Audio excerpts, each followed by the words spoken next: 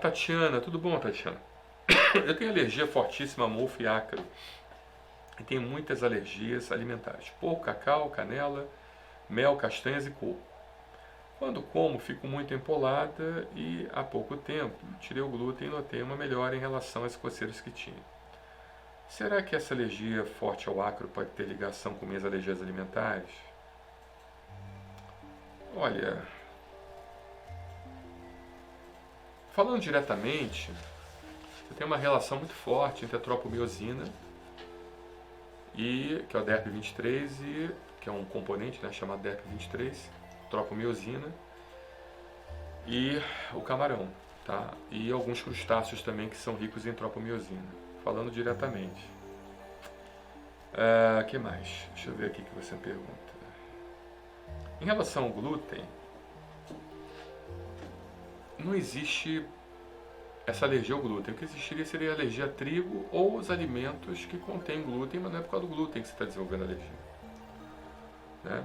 Então, em relação ao glúten, a gente pode pensar em três possibilidades. Alergia ao trigo, já é mediada.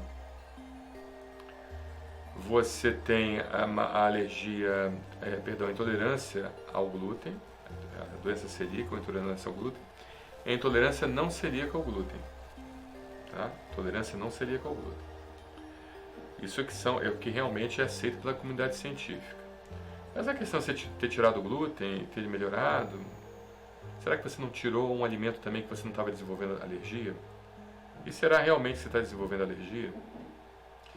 Porque a alergia, bem da verdade, ela é dividida em dois tipos. Alergia mediada pelo anticorpo IgE e não mediada pelo anticorpo IgE. E a gente tem vários vídeos falando sobre isso. Eu pediria que você colocasse alergia não mediada pelo anticorpo IgE e mediada pelo anticorpo IgE, colocasse Brasil sem alergia, que você vai encontrar muita coisa. Os alimentos que você mencionou aqui, porco, cacau, castanhas, coco, tal, mel não tanto, canela também não tanto, mas castanhas, coco, cacau são alimentos que estão no rol de alimentos que porventura podem causar uma certa reação alérgica em termos estatísticos na população. Agora, conjecturando, isso ainda é controverso, mas eu acho que mal não faz eu falar isso, tá? Mal não faz. É o seguinte, vamos lá. Mas é importante que vocês entendam que a comunidade científica ainda tem suas dúvidas em relação ao que eu vou falar. Mas aquilo que eu vou dizer para vocês fazerem não vai fazer mal. Então, se existe a dúvida e o que eu vou mandar vocês fazerem só vai fazer bem, então não há por que a gente não falar. Vamos lá. Você, quando tem um processo alérgico, tá? Você tem esse processo alérgico respiratório, você acaba produzindo muita secreção. Essa secreção, por sua vez, ela é rica em aminoácidos simples. Esses aminoácidos simples a gente deglute com a secreção, né, que é rica em aminoácidos simples, cai no estômago. Estimula a produção de ácido estomacal. Quando você tem uma hiperacidez gástrica, você acaba quebrando erroneamente também a proteína. No que você quebra a proteína erroneamente, você faz com que aquela proteína, então, seja absorvida de forma errada também e ela tenha um potencial alergênico maior. Então, teoricamente, é uma hipótese, tá? E que tem muita coisa já publicada sobre isso, mas não é um consenso na comunidade científica. Você, quando tem um processo gástrico de hipercloridria, que pode ser provocado pela deglutição constante de secreção, por isso que um chinês, pela medicina tradicional chinesa, ele acaba cuspindo bastante no chão, não que ele seja mal educado, mas ele tem um conhecimento milenar, passado de geração em geração, que você não deve acumular nenhuma secreção dentro de si. Então, um chinês, ele urina com muita facilidade na rua, ele escarra na rua com muita facilidade, as crianças, principalmente as crianças, né? A criancinha lá, inclusive na China, tem até um dispositivo para rapidamente, para poder, na calcinha dela, para poder evacuar rapidamente na rua e urinar. Então, isso não é falta de educação, isso aí é tradicional, é cultura de formação da medicina tradicional chinesa, que é uma medicina muito sábia.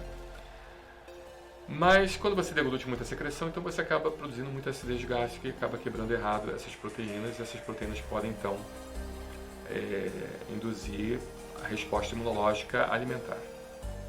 Outra questão também é o seguinte: aquilo que a gente tem alergia, a gente pode dividir em dois tipos, né? Os inalantes ou aeroalérgenos. Na minha época, quando me formei, eram inalantes. Hoje trocou tudo, aeroalérgenos. E você tem os chamados ingestantes. O que é um ingestante? É tudo aquilo que a gente deglute, que não necessariamente é somente líquidos e comida. Tá? Então, por exemplo, você está aqui num ambiente, e nesse ambiente tem um monte de poeira, ácaro, mofo, fungo, pelo de animal, mosquito e pólen e tudo mais, né? E se for um ambiente muito carregado de alérgenos, então pior ainda. Então esses alérgenos, eles entram em contato com a nossa saliva. A gente está falando aqui, a gente está entrando em contato com um alérgeno. E se for um ambiente muito carregado, é muito mais grave, e a gente acaba deglutindo então esse alérgeno.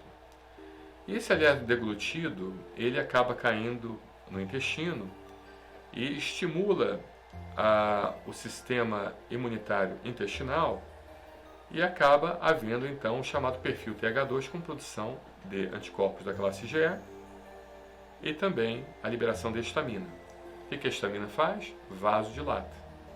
Essa vasodilatação, por sua vez, aumenta a absorção de antígenos, de macromoléculas, de coisas que estão no nosso intestino, que não deveriam ser absorvidas. Porque o nosso intestino, bem na verdade, ele tem uma ação seletiva daquilo que coloca o que presta e deixa na forma de fezes o que não presta. Mas quando você aumenta a dilatação intestinal, você faz com que o intestino fique mais dilatado, com um fluxo de sangue maior, você aumenta a chamada permeabilidade intestinal e acaba também fazendo com que haja uma absorção maior de macromoléculas, induzindo mais alergia alimentar.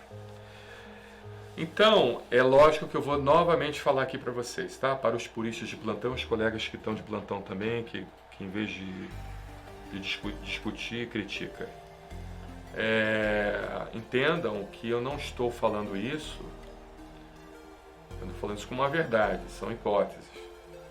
Mas qual seria a solução para isso? Controle de ambiente. Será que o controle de ambiente vai fazer mal para alguém? Então, se você tem na dúvida, faça o controle ambiental.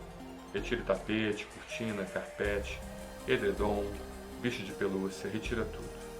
Porque você vai inibir, então, a ingestão de ingestantes em excesso e vai inibir também essa produção exacerbada de secreção, e faça seu tratamento, a imunoterapia específica, dessensibilizante para ácaro, mofo e tudo mais. Tá bom? Espero ter te ajudado. Um abraço.